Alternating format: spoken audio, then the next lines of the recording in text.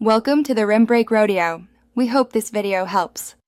You start by verifying two things.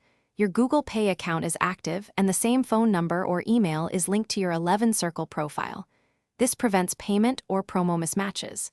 Add the items you want to purchase and choose the delivery address because some codes target specific regions.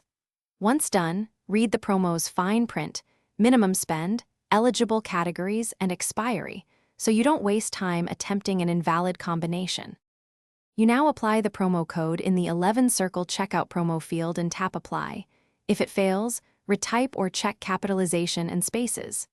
Next, select Google Pay as your payment option. Make sure Google Pay shows the correct card or balance and billing details. After selection, pause to verify the discount appears and that the payable amount reflects taxes, shipping, and any platform fees. Without this check, you could be charged the wrong total. You finish by authorizing the Google Pay transaction using PIN, fingerprint, or the OTP prompt. Watch for the confirmation screen and save a screenshot.